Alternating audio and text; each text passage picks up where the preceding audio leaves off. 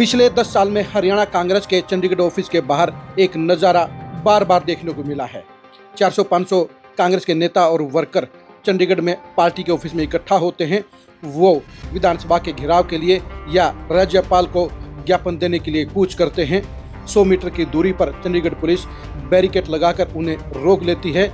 नेताओं को गिरफ्तार कर लिया जाता है। उन्हें सेक्टर 3 के थाने में ले जाकर 1.5-2 घंटे बैठा दिया जाता है और छोड़ दिया जाता है। इसके साथ ही कांग्रेस के नेताओं का विधानसभा का घेराव कामयाब हो जाता है। इसके साथ ही राज्यपाल को ज्ञापन देने का कुछ भी सफल हो जाता है और कांग्रेस कामयाबी के बड़े दावे ठोक देती है। आज 16वीं बार भी चंडीगढ़ में ऐसा ही नज़ारा देखने को मिला, लेकिन इस बार विधानसभा और राज्यपाल के निवास की बजाय ईडी के ऑफिस के घेराव का कूच था और इसलिए कांग्रेस के तमाम बड़े छोटे नेता पार्टी ऑफिस में पहुंच गए और उन्हें एक बार फिर से पहले की तरह 100 मीटर की दूरी पर रोक लिया गया, उन्हें गिरफ्तार कर लिया गया और कुछ देर पहले उन्हें छोड़ दिया गया। नमस्कार, मैं हूं कुलदीप शुरान।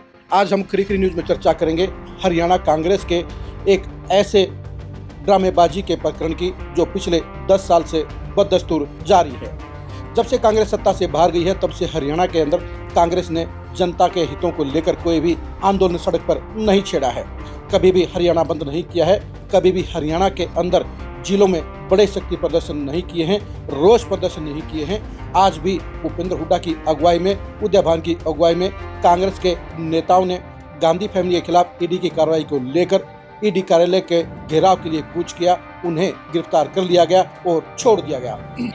आपको मेरी बातों पर यकीन नहीं होगा, लेकिन खुद आप अपनी आंखों से देखिए कि चंडीगढ़ में नारे लगाने वाले कांग्रेस के नेताओं और वर्करों की संख्या कितनी है। थाने में भूपेंद्र हुड्डा और उदय भान के साथ बैठे नेताओं के साथ वर्करों की संख्या कितनी है और किस तरह से वो गिरफ्तारी के दौरान बस में नज़ारा पेश कर रहे हैं और किस तरह से वो बस से उतर रहे हैं। इससे सारी पिक्चर आपके सामने साफ हो जाएगी।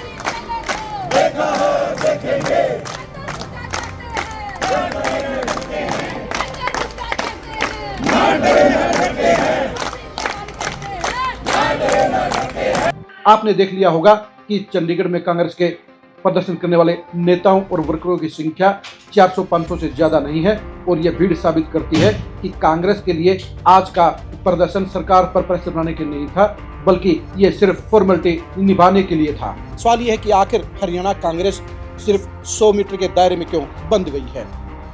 कांग्रेस के लिए जहां पूरे हरियाणा में लाखों वर्करों की फौज है, वहीं पर चंडीगढ़ में आज एक बार फिर से लगभग 400-500 लोग ही वहां पर पहुंचे।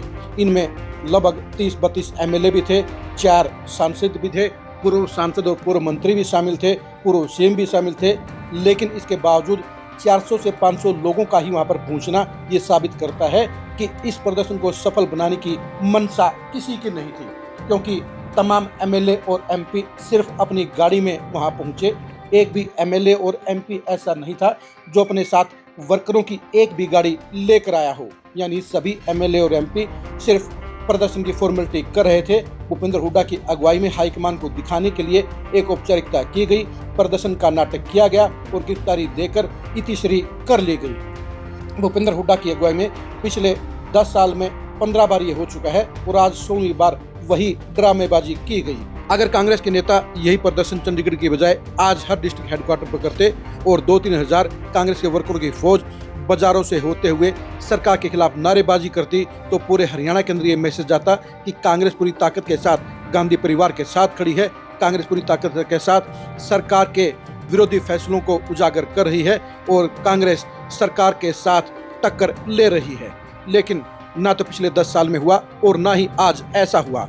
आज भी सिर्फ फॉर्मेलिटी करने के लिए विरोध प्रदर्शन का ऐलान किया गया और यही वजह रही कि चंडीगढ़ में 50,000 वर्करों की बजाय महज 400-500 वर्कर और नेता ही वहां पर पहुंचे, जिससे साबित हो गया कि ये प्रदर्शन सरकार पर प्रेशर बनाने के लिए नहीं था, कांग्रेस की ताकत दिखाने के लिए नहीं था, बल्कि सिर्फ फॉर्मेलिटी निभाने के लिए था, जिसमें कांग्रेस के हुड्डा समर्थक नेताओं ने शिरकत करने का काम किया। सिर्फ सुरेश गुप्ता और आदित्य सुरजेवाला जैसे 2-4 ऐसे ही नेता थे जो हुड्डा विरोधी खेमे के थे, लेकिन उन्होंने कांग्रेस के नाम पर इस प्रदर्शन में शिरकत करने का काम किया। लेकिन आज के प्रदर्शन को कामयाब बनाने की जिम्मेदारी भूपेंद्र हुड्डा की थी, क्योंकि उदयभान तो सिर्फ रबड़ स्टैंप है। आज भूपेंद्र हुड्डा को ये खुला आह्वान करना चाहिए था कि हर हलके से कम 2000 लोग चंडीगढ़ कूच करेंगे और वहां सरकार की ईंट सेट बजाने का काम करेंगे। लेकिन भूपेंद्र हुड्डा और दीपेंद्र हुड्डा के मुंह से इस प्रदर्शन को लेकर एक शब्द भी नहीं फूटा और यही वजह रही कि आज हुड्डा समर्थकों ने सिर्फ शक्ल दिखाने के लिए चंडीगढ़ में हाजिरी लगाई, शक्ल दिखाने के लिए पार्टी के ऑफिस में गए, शक्ल दिखाने के लिए मीडिया के सामने नारेबाजी की और औपचारिकता निभाने के लिए गिरफ्तारी की, नोटंकी करने का काम किया। यानी आज के प्रदर्शन से ना तो कांग्रेस को कोई फायदा हुआ, ना ही गांधी फैमिली को कोई बड़ी सपोर्ट मिली और ये साबित हो गया कि भूपेंद्र हुड्डा सिर्फ बीजेपी के फायदे की पॉलिटिक्स कर रहे हैं। उन्हें कांग्रेस की मजबूती से कोई लेना देना नहीं है, उन्हें गांधी परिवार की चिंता नहीं है, वो सिर्फ अपने स्वार्थ की पॉलिटिक्स कर रहे हैं और इसलिए आज चंडीगढ़ में एक बार फिर से कांग्रेस का प्रदर्शन फ्लॉप शो में बदल गया। आप चंडीगढ़ में होने वाले इन प्रदर्शनों को लेकर क्या सोचते हैं, कमेंट करके जरूर बताइए। आज भूपेंद्र हुड्डा ने चंडीगढ़ में वर्करों की फौज क्यों नहीं जुटाई, इसके बारे में राय दीजिए। क्या हुड्डा फैमिली सिर्फ अपने फायदे की पॉलिटिक्स नहीं कर रही है, इसके बारे में अपनी राय दीजिए। आप हमारे फेसबुक पेज को फॉलो कीजिए, आप हमारे यूट्यूब चैनल को सब्सक्राइब कीजिए। नमस्कार।